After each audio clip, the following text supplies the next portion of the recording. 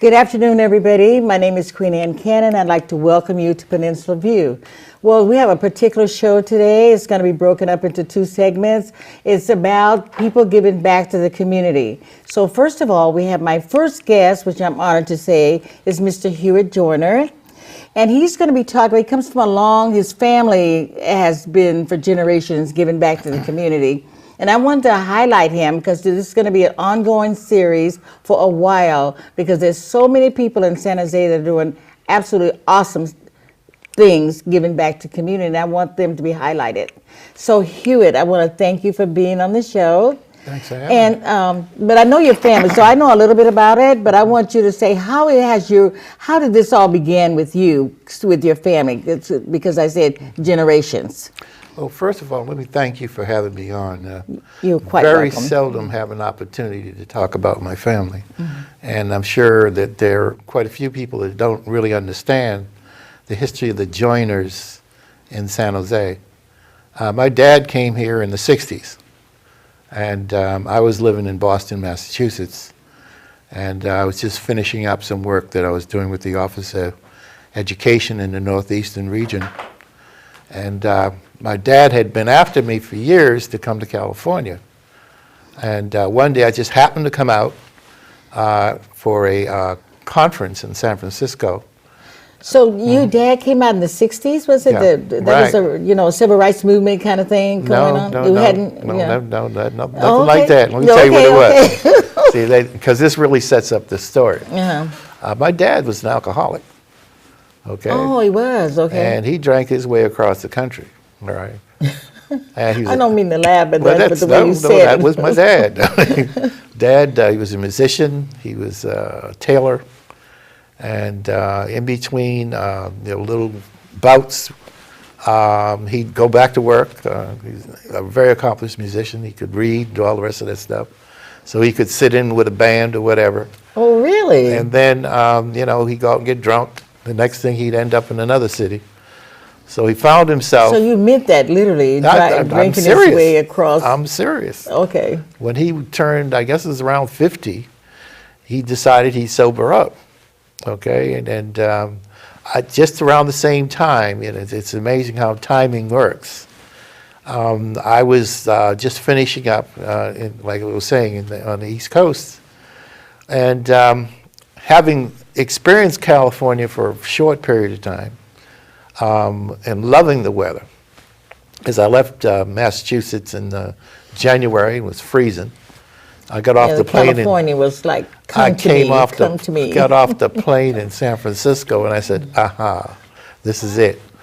So in any case, I came out to California, and my dad and I were staying together. He was working the program, the AA program. Over at the Afro Center, wasn't it? Didn't Well, he start? no. He started, This it was is the way Joyner. before- Oh, This okay. is way before the Before Afro. the Joyner Fisher program? Way before. Oh, okay. That Way was a long before. time ago. Oh, Yeah, because I know about the Joyner Fisher. All right. Well, this is about 1970. Okay. And what happened essentially is that he used to complain to me a lot, okay, because he would talk about black alcoholics and how they would go into recovery facilities and be treated really, really badly. Okay, and what happened? Not unusual, but. well, what happened was, and what generally happens with alcoholics, is they don't need an excuse to go back to drink. So if you're going into a facility and the people that you're around are all white or Latino or whatever, and they're treating you bad, then that's your excuse to go back out and drink. So in any case, we had this conversation. He kept complaining. I said, well, look, Dad, why don't you do something about it? Okay, why don't we sit down and put together a proposal and see if we can come up with a program, okay, to deal with this issue. And it just so happened, around that particular time, there was some money from the federal government coming through the city of San Jose and the county of Santa Clara for what they call ethnic-specific programs. And Ethnic-specific programs. Ethnic-specific, okay. Specific. And basically, in fact, Norm Mineta was mayor around that time, too. Wow, that was a long way. Yeah. Well, in any case, we got a small grant. And he opened up this facility out on the east side on Sullivan Avenue.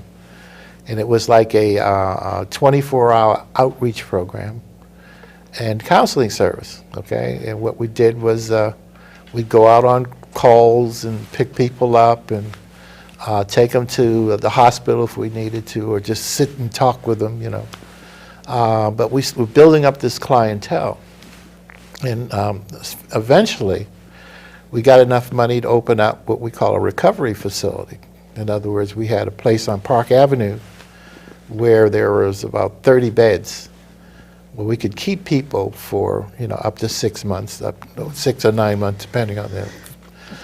But to make a long story short, okay. I was going to say there's a lot to this story, Well, and I want to make sure you get it up to date. Well, let me get you to understand the Okay. significance of this, because we had the first full-service black, okay, alcoholism program in the country. The first black-orientated service Full of any service. kind Right. in the country. Right. Okay, Full that is service. significant, yes. Right. So that starts the legacy, okay? Unfortunately, my dad died in 1976 from lung cancer.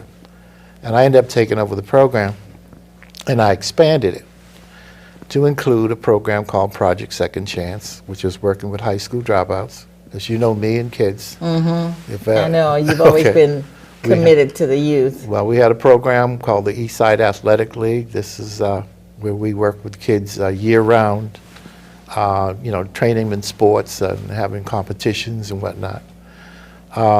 We also had a program dealing with training, job training for people who wanted to enter into like the maintenance field. Because we had one particular guy who worked within the program who was very, very handy. So the program lasted until about 1984. I left in 1983 because I was just about burnt out, and I wanted to move into some other area.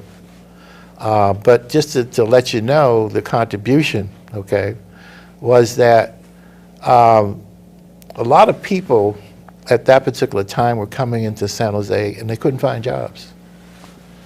And there was a program called CETA at the time. And I remember that. right, we were finding people who had degrees who could not find jobs because people were telling them that they were overqualified. So we picked up everybody we could find, okay? To work in your program. Work in our program, which helped us, okay, to progress. It helped us to do a whole lot of things that we probably wouldn't have been able to do, okay? Because we wouldn't be able to afford the people at that caliber of training. So essentially, I mean, the contribution was, you know, we put a lot of people to work, we saved a lot of lives, we opened up the whole concept of a full-service black alcoholism program in the country. And is that still existing today? Unfortunately not. No, it isn't, huh? Because I remember when it was the Joyner Fisher, you know, kind of a program for recovering alcoholics. Well, I no, remember that was a senior program. That was a senior program, okay. Right, and that started out of the Mayfair Center with Bob Strada. Okay, Okay, and the Joyner, yeah, and Roberta Joyner was the other person that was involved in So that you've been program. on this path for a while. Oh, absolutely. You know, and Absolutely. not only with your dad, but in your other part of your life, your own life journey. And later we're going to bring you back after we have a talk with our other guests, because now you have you and your son together in making a contribution. Right. And the reason I say that is because I want the audience to kind of like, you know, look at their life and see how they're contributing, giving back. So I'm just really appreciate what you've been standing for, because it's not an easy deal. It takes time, it takes energy, it takes a lot of work. So you've had to stay on course in order to have this happen. So I know the times went by really fast, but we're going to have you back and the other guests, my other guest, Richard Gibson, Wow, I haven't to even talk